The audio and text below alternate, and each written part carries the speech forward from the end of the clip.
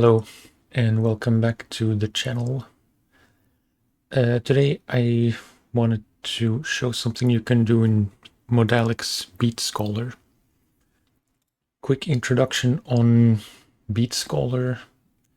If I open a track from templates, basic MIDI track, the only difference between the MIDI track, the only difference with this template is that normally the input is set to mono 1.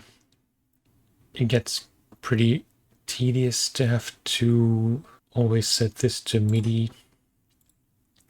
Hence, it's the quick template, so it's already set to MIDI. Anyway, I digress. Quick intro on Beat Scholar. This video is not going to be super technical about Beat Scholar. There are a few very good videos, like instructional videos on Modalics' YouTube channel, so check those out. Very simply put, this is a beat maker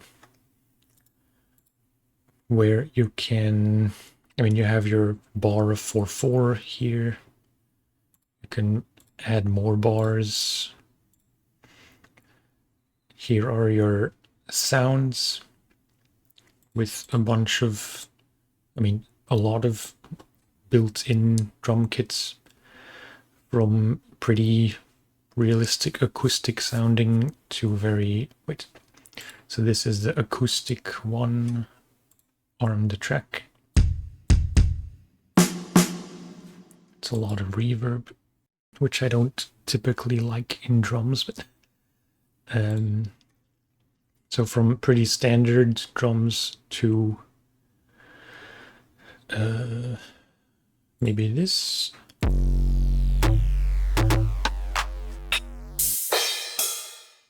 So yeah, there's quite a lot of variety. One I like in particular is this one. It's pretty smacky in a fun way. But yeah, so you have your built-in kits, but here in this folder icon, you can add your own samples. They do mention this in their own demo of Beat Scholar, but they don't really go into it, and I don't think I've seen a lot of videos, if any, where someone actually sets up a custom kit. So yeah, that's the point of the video, getting to it in a very roundabout way. This isn't necessary, but I think it's a bit easier if you're working in Reaper. I assume this works in any DAW, but I'm only familiar with Reaper. If you open the Media Explorer, it just makes it a bit easier to preview samples. So yeah, in the video from yesterday, I made a TR-707 kit with a bunch of these samples. These are all just samples I downloaded for free. I'll post a link in the description of someone who has amassed a lot of samples. The quality might not be the best compared to paid samples from Mars or wherever else, but they work, and I might still get the samples from Mars 707 kit. I'm pretty sure they have one, but yeah, I wasn't sure if I like the 707 sound. So this is just a nice way to try out samples for free. So all of these, again, they won't sound exactly the same because there's some stuff different here. But you have kick number 2, which is this kick, snare 2, rim shot, clap, closed hat, open hat, crash, the Lindrum ride, this crash, which I could replace with something else, but I didn't know what. So this is still from the init kit. High tom, mid tom, low tom, all pitch shifted. Okay, I do apologize. I wasn't paying attention to my recording in OBS, but apparently you don't hear when I preview samples in the Media Explorer, and I'm not really sure why. Because when I play them here, they do show up in OBS, so yeah, my apologies. Yeah, this is just a basic TR-707 kit with a few different ones. Tambourine and cowbell. These two are also from the default kit, so not from the 707. That's what I showed in the video from yesterday, which I failed. But if I make another init preset with all SVN, I'm not sure what that stands for. If you do know, I'm pretty curious, so please let me know what SVN stands for, if it stands for anything. But what I wanted to do today is from these samples, Morning Coffee Sample Pack. This is available for download. If I go to quietmusic.eu, you have samples, Morning Coffee, and here you can download, and then redirects you to the Gumroad shop, I do believe.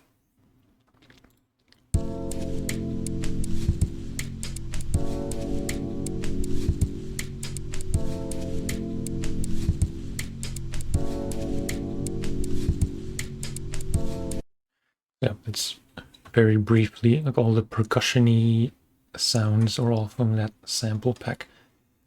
Back to Reaper. So we can do the same thing. I made a new folder with the favorites because the whole pack comes with over 1,000 samples, I think. But it's still very small, less than 100 mega. But yeah, you have a number of kicks, snares, claps, closed hi-hat, open hi-hat, and I assume this means round robins. License agreement. You can use these for commercial work. You cannot create your own commercial libraries or instruments from them. So if we go here to our kick pad, kick slot, and we go to our samples here, I made just a folder with some of the ones I like the most, because it's otherwise it takes so much time to go through them all, trying to find ones you like. So yeah, again, you likely won't hear this for some reason, but I think I do like kick 29. So let's select it here. And now this is added to Beat Scholar. You can pitch it up or down up to 12 semitones. Let's not mess with that too much now. Probably easier with my MIDI keyboards. High pass, cut off, resonance. Doesn't really do that much on a kick, but yeah. Drive. Again, pretty subtle. Compression.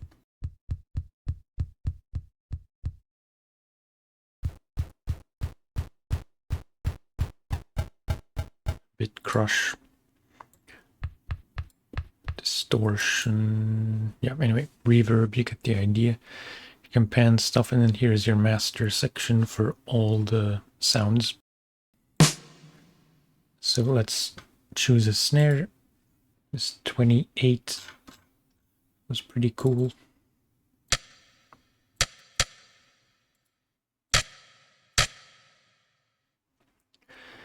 I'll be honest, I'm not really sure how one-shots work, because I always thought that a one-shot is a sound played once in its entirety.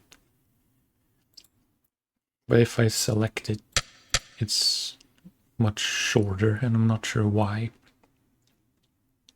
Is it because of the dampen?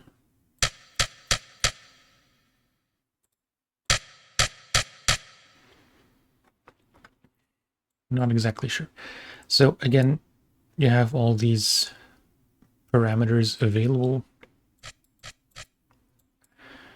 Probably don't want to have lower attack on a snare.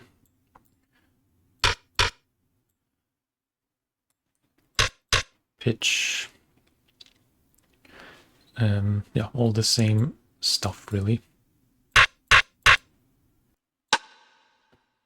Rim, I don't have a rim shot as such. Maybe there is one I could use instead. This is kind of, it's 47. So again, go to our folder.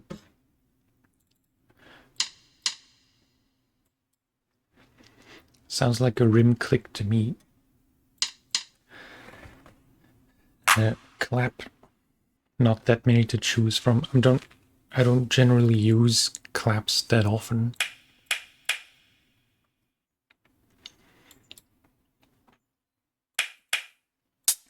Closed hat, maybe 24.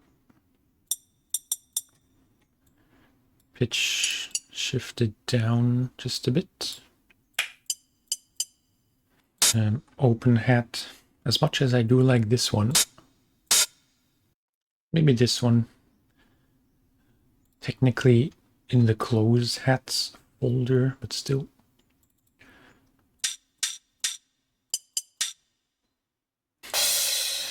A crash you don't really have as such. By the way, I forgot to mention that these samples are all from a coffee maker or someone making coffee in the morning, and all the sounds that come with making coffee, like clinks from spoons in a cup and stuff like that from the machine itself. That's what they sampled. So do I have a crash? Something longer?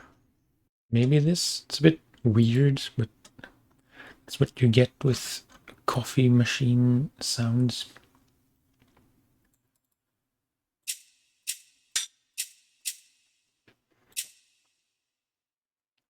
With a bit of creativity, I'm sure we can use this like a crash.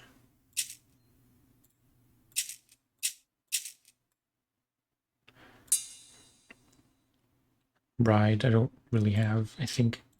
Yeah, let's skip the ride for now. In fact, let's skip all of these because I just wanted to make a very basic kit. So now that we have our kit, we can still change this later if we want, but we can save this now. Let's call it coffee kit. Save, and now we switch to this and then back to this. We have our coffee sounds and we can make beats with this. Again, this is not meant to be like a full-on tutorial on Beat Scholar, but very basically, these are all your beats, which you can divide into, I'm not sure what the limit is, I think 40 something.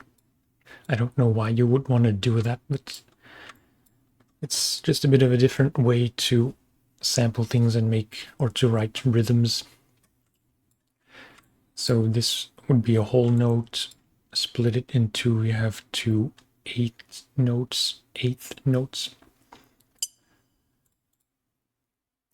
You can copy and paste this, and you would have your beat. Turn this down just a bit, because it's always a bit loud.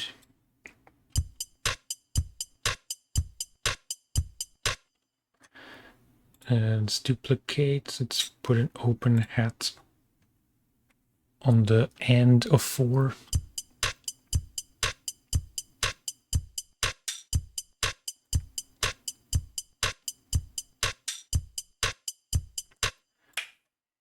Clap on every 4. It's pretty subtle.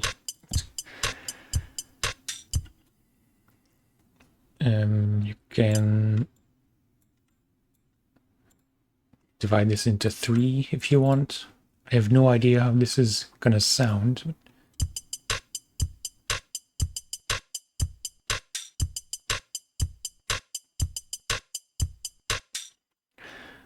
And then you can still change your sounds if you want to. If you pitch down the snare and the kick,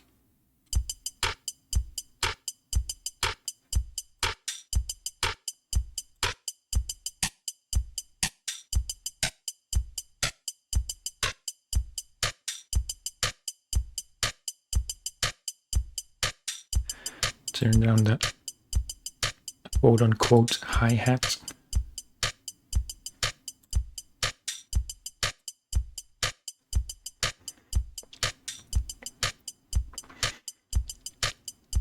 And from here you can lower the cutoff of the whole kit.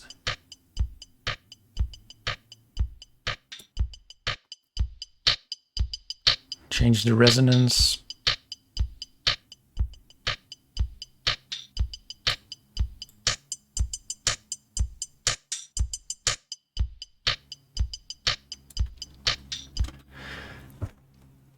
And then, so this is your pattern, which is this thing. And I assume this works the same in every DAW, but you can hold Shift and drag it into your timeline.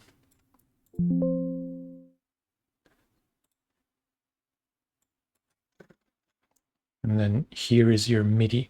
If you do this, it's generally a good idea to disable the sequencer, otherwise you will hear the sequencer in Beat Scholar and from the MIDI track. So let's turn this down.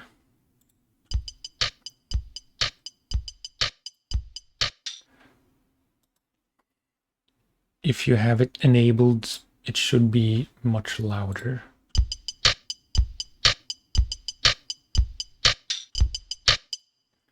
So yeah, if you're working with MIDI in your timeline from Beat Scholar, it's probably best to disable this, unless or until you're making a new part, of course, then you're gonna want to enable it again for whatever other part you want to make. And now they play both at the same time, which is not always ideal. Oh yeah, you should probably just mute your MIDI items. Now it's just this. So now you just hear the sequencer in Beat Scholar. Get rid of this. And lastly, this is getting a bit too technical maybe, but here in the bottom right you can click stereo and turn it into multi. And then if you right-click the plugin and click Build Multi-Channel Routing for output of selected effects, it will ask you to confirm to make a bunch of new tracks. And then you have everything here. Main is just reverb and distortion, so this block. And then you have all your 16 pads.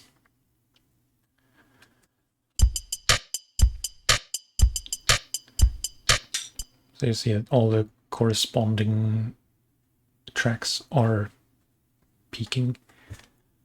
And then lastly, if you want to collapse all of this, just make a new track,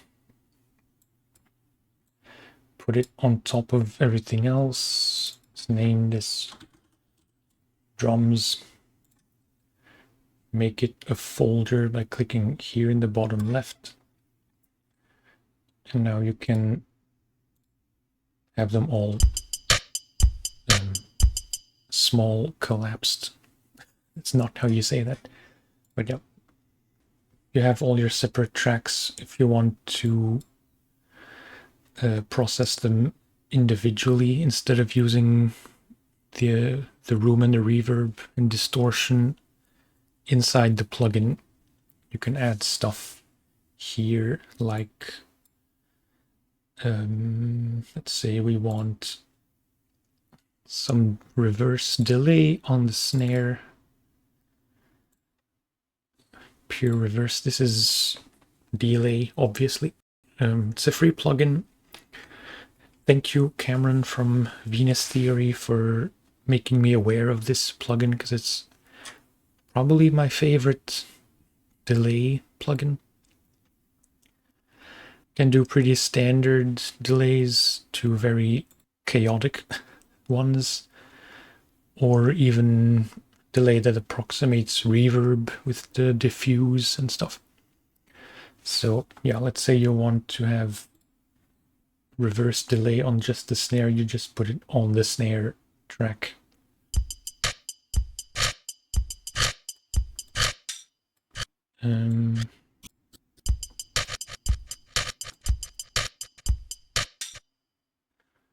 Let's maybe loop this. I don't know why I'm only doing this now. Come on.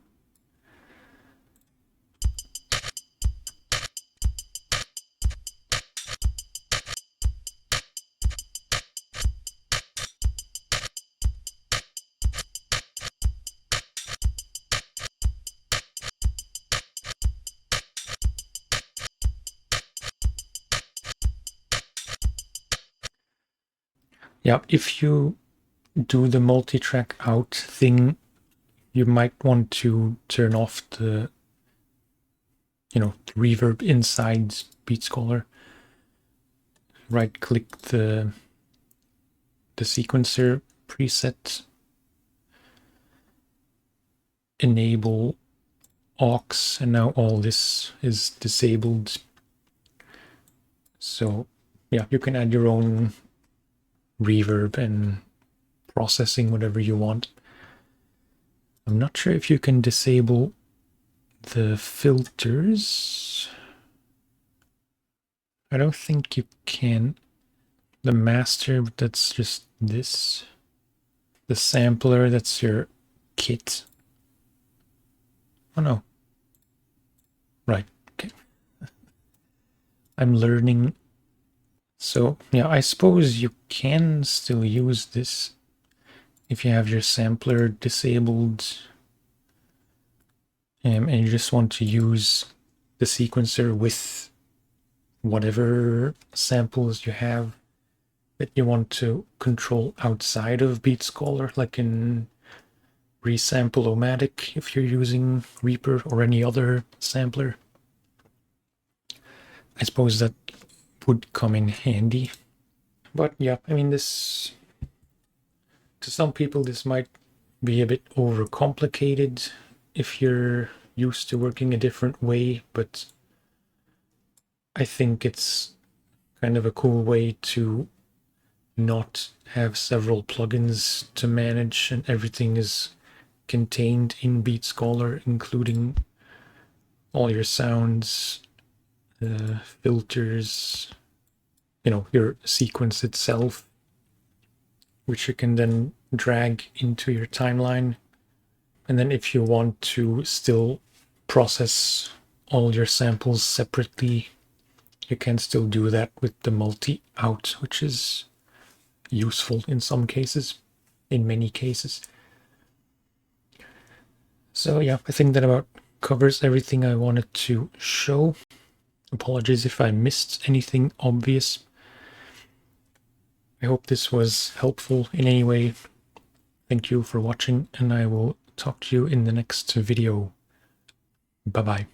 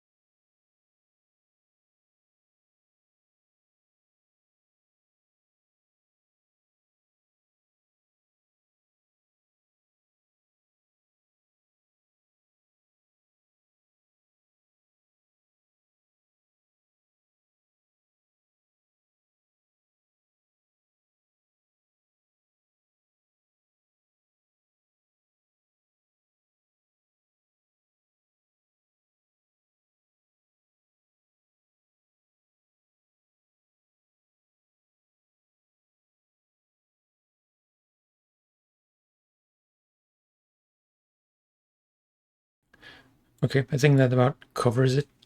Turned out a bit longer than I was planning to, but I'm not the best at explaining anything, really.